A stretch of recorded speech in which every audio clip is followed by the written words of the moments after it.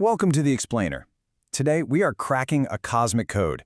We're going to use the source material itself to follow the digital breadcrumbs all the way from the sun to the Earth. And our goal? To answer a really fundamental question. How do we prove, really prove, that the sun's activity directly affects our planet? Let's dive. Our whole story starts with this constant invisible dance. The sun, this absolute giant, is always breathing out a stream of charged particles, what we call the solar wind. And Earth? Well, we're just a tiny magnetic marble floating in that stream. When that solar wind smacks into our magnetosphere, you can see the effects. We get these beautiful auroras and even shifts in our planet's magnetic field. It's a seriously powerful connection across 93 million miles of space. But this brings up a huge scientific challenge. We can see the sun's activity, right? And we can measure Earth's response. But how do we prove with mathematical certainty that one causes the other? How long does that signal actually take to travel and have an effect? And here's the really crucial part. How do we build a firewall against a simple but super dangerous scientific pitfall, seeing a pattern that's only there by random chance? So today, we're going to walk through the modern scientific process for answering exactly that.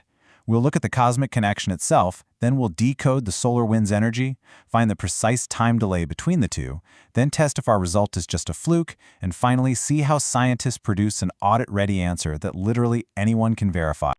Okay, so our first challenge is in the data itself. What we're dealing with are two incredibly complex streams of information over time, one from the sun, one from the Earth. The real trick is to find that true causal link that's hiding inside all of that cosmic noise. To do this, we've got to be really clear about our signals. The driver, that's the cause. It's the energy from the solar wind hitting our planet's protective magnetic shield. Then there's the response. That's the effect.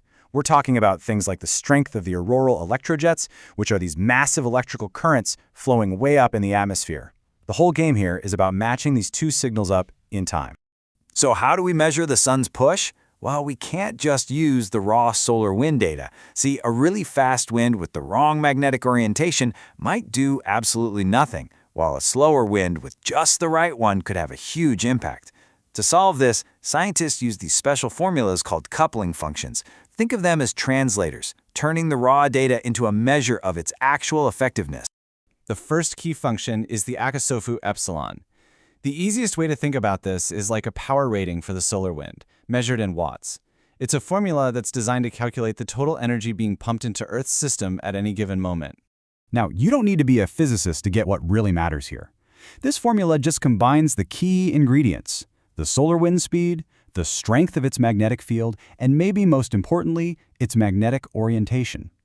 If that orientation is pointing south, it acts like a key in a lock, opening the door for energy to just pour right into Earth's system. The second function, Newell Coupling, measures something a little different, but it's just as important. This one isn't about the total power, but the rate at which the sun's magnetic field lines are breaking and reconnecting with Earth's. This magnetic reconnection is the main way solar wind energy can sneak past our defenses. Okay, so we have our driver signal from the sun, all properly translated, and we have a response signal from Earth. So now what? How do we find the delay? Well, we use this beautifully simple and really powerful technique called a lag scan. The process is really methodical. You just line up the two data streams. You calculate how well they match. That's their correlation. Then you slide the driver data forward by 1 minute and you measure the correlation again. Then you shift it another minute and another and another. You do this hundreds of times, and the time shift that gives you the highest correlation, the absolute best match, that's your answer. This scan points to the most probable delay between the sun's push and Earth's response. But, and this is where good science becomes great science, how do we know this best match isn't just a lucky coincidence? What if two random bumpy signals just happen to line up nicely by pure chance? So this next point is absolutely crucial. We have to build a statistical firewall. We have to rigorously test if our result is a genuine signal or just a ghost in the data. What scientists sometimes call apophenia, which is just our tendency to see patterns in random noise. And this illustrates perfectly how to do it right. The wrong way is to just scramble up the data points. That totally destroys the natural ebb and flow of the signal. The correct way is so much more clever. It's a circular shift. You take the entire Earth response timeline, you cut it at a random point, and you move the end to the beginning.